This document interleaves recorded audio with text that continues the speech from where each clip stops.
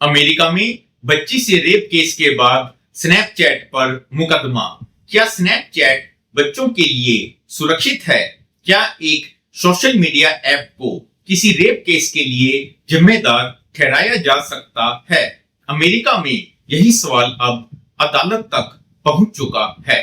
Snapchat की parent company snap ink पर मुकदमा दायर किया गया है।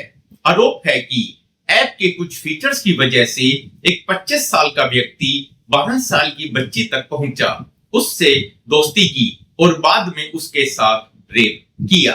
आखिर स्नैपचैट के कौन से फीचर्स विवादों में हैं? क्या भारत में भी इसके करोड़ों यूजर्स को सावधान रहने की जरूरत है?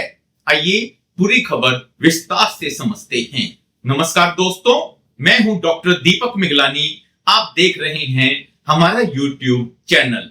यदि आप कानून, साइबर लॉ, डिजिटल सुरक्षा और समसामयिक कानूनी मामलों की आसान भाषा में जानकारी चाहते हैं तो हमारे YouTube चैनल को सब्सक्राइब जरूर करें।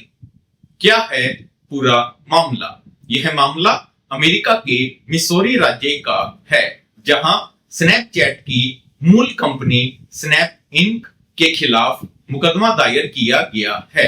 मुकदमे के अनुसार एक 12 वर्षीय बच्ची, जिसे कोर्ट रिकॉर्ड में जेएफ नाम से पहचान दी गई है, स्नैपचैट के माध्यम से आरोपी गैब्रियल जोएल वैलेंटिन रॉयस के संपर्क में आई। आरोप है कि आरोपी ने स्नैपचैट के क्विक ऐड और स्नैप मैप जैसे फीचर का इस्तेमाल करके बच्ची तक पहुंच बनाई।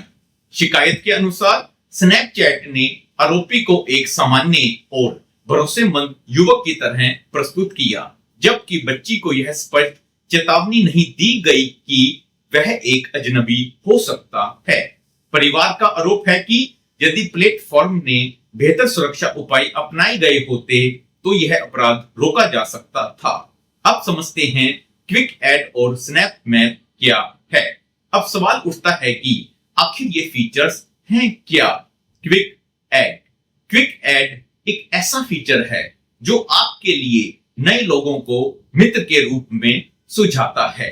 यह आपके कॉमन फ्रेंड्स, कॉन्टैक्ट्स और अन्य एल्गोरिदमिक सुझावों के आधार पर लोगों को जोड़ने की सलाह देता है।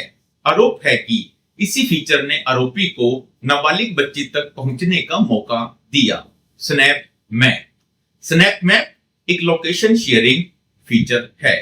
यदि कोई यूजर अपनी लोकेशन शेयर करता है तो उसके दोस्त यह देख सकते हैं कि वह इस समय कहां मौजूद है। यदि इस फीचर का सावधानी से उपयोग न किया जाए तो लोकेशन संबंधी जानकारी गलत लोगों तक भी पहुंच सकती है। यह पहला मामला नहीं है।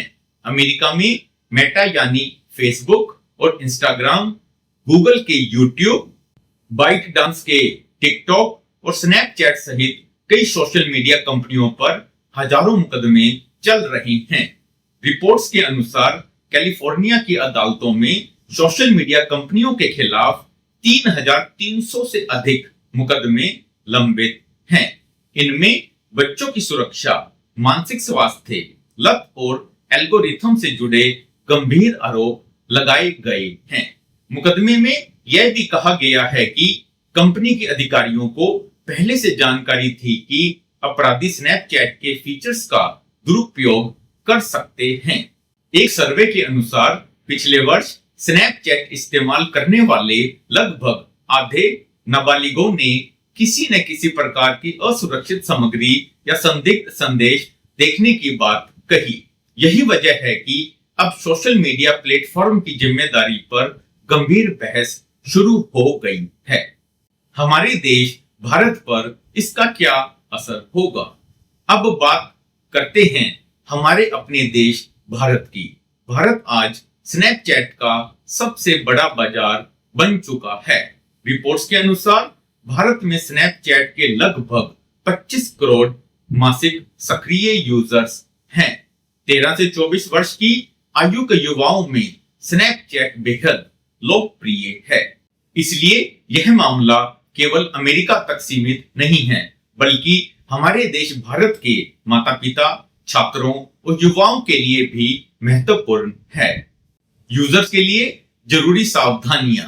यदि आप या आपके बच्चे स्नैपचैट का उपयोग करते हैं तो कुछ बातों का विशेष ध्यान रखें।